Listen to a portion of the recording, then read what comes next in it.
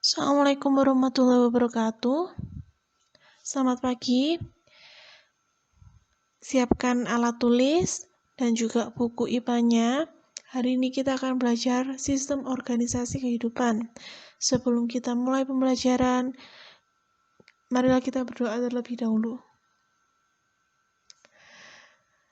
Sistem organisasi kehidupan dimulai dari sel. Apa sih yang dimaksud dengan sel? Sel itu adalah bagian struktural dan fungsional terkecil penyusun tubuh makhluk hidup.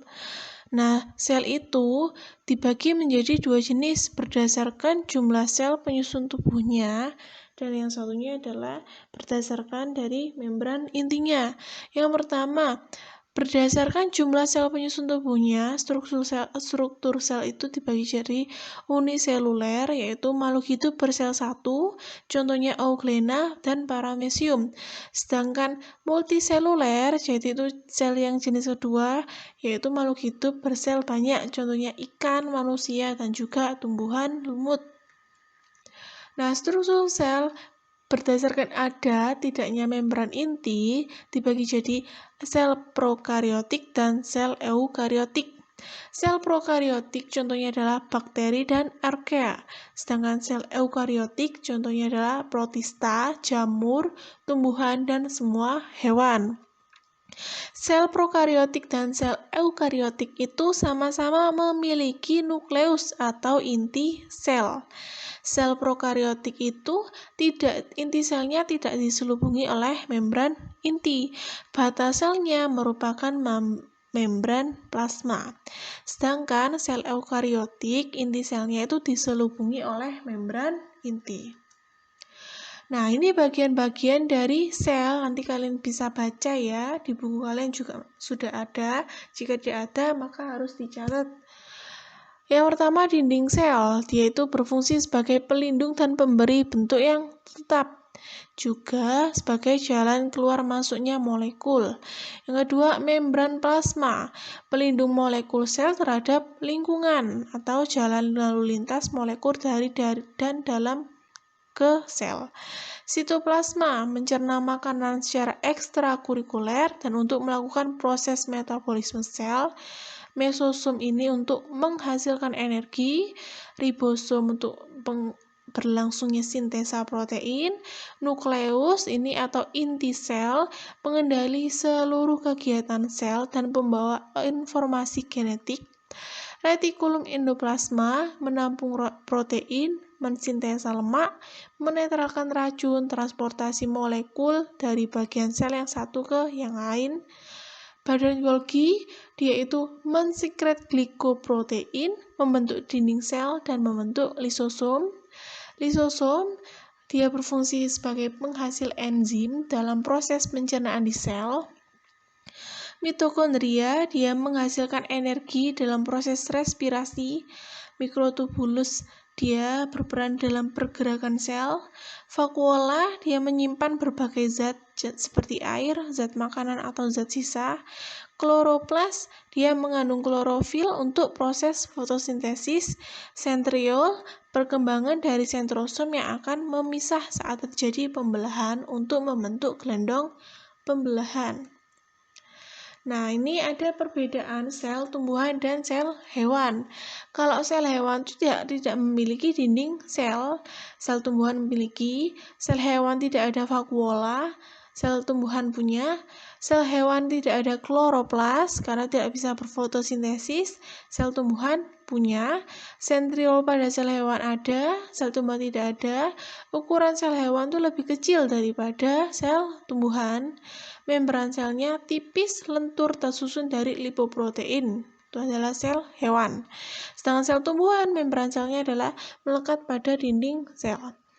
Rongga sel pada sel hewan biasanya kecil, sel tumbuhan biasanya besar, dan lisosom pada sel hewan itu ada, sedangkan sel tumbuhan tidak ada. Nah, ini lebih jelasnya akan digambarkan pada sebuah gambar. Nih ya, ini adalah gambar dari sel tumbuhan dan yang di sebelah sini adalah gambar dari sel hewan. Nah, sel tumbuhan memiliki dinding sel, sedangkan sel sel tumbuhan punya dinding sel dan membran sel, sedangkan sel hewan hanya mempunyai membran sel. Terus, sel tumbuhan memiliki kloroplas untuk fotosintesis, sedangkan sel tumbuhan tidak punya. Sel tumbuhan mempunyai vakuola, sedangkan sel hewan tidak punya. Kemudian, sel hewan dia itu punya sentriol dan lisosom, sedangkan sel tumbuhan tidak punya. Kemudian, sel kumpulan dari sel tadi akan membentuk namanya sebuah jaringan. Nah, jaringan itu dibagi jadi jaringan pada hewan dan manusia sama jaringan tumbuhan. Jadi, jaringan pada hewan sama manusia itu sama, sedangkan jaringan pada tumbuhan itu tidak sama. Kita bahas yang jaringan pada hewan dan manusia. Dibagi jadi 4 jaringan ya. Yang pertama jaringan epitel. Dia dibuat dari sel-sel memadat yang tersusun dalam lapisan pipih. Jaringannya itu melapisi berbagai rongga dan tabung pada tubuh, serta membentuk kulit yang membungkus tubuh. Nah, fungsinya jaringan epitel itu adalah melindungi jaringan di bawahnya terhadap kerusakan karena gesekan mekanis, radiasi UV, dan serangan bakteri. Nah, fungsinya jaringan epitel lain yaitu melapisi seluruh kelenjar pencernaan pada tubuh, tabung air, dan rongga paru-paru, serta menghasilkan sel kelamin yang akan dilepaskan dari tubuh. Kemudian jaringan ikat. Nah, jaringan ikat itu dibagi jadi 4. Yang pertama jaringan ikat penunjang. Dia fungsinya untuk memberi kekuatan. Contohnya adalah tulang rawan. Jaringan ikat kedua yaitu jaringan ikat pengikat untuk mengikat bagian tubuh. Contohnya adalah tendon. Jadi tendon ini adalah gabungan yang melekatkan tulang satu dengan tulang yang lain. Terus jaringan ikat berserat, dia fungsinya sebagai bahan pengemas dan pengikat bagi sebagian besar organ atau sebagai lintasan bagi pembuluh darah. Contohnya selaput otot yang mengikat otot-otot menjadi satu dan mengikat kulit pada struktur di bawahnya.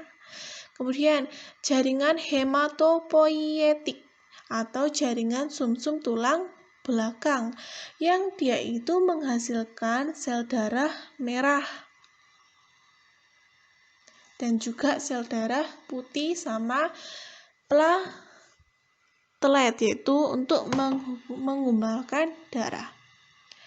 Jaringan yang ketiga itu jaringan otot. Nah, otot ini ada otot polos, otot rangka, sama otot jantung. Otot polos atau otot halus dia itu melapisi dinding organ berongga. Contohnya pada usus. Usus kalian tuh dia disusun oleh otot polos atau otot halus. Kemudian otot rangka, karena sesuai sama namanya ya, rangka, dia itu melekat pada rangka. Otot jantung, dia itu ada di jantung. Jaringan yang keempat yaitu jaringan saraf. Nah, saraf itu kan terdiri dari neuron.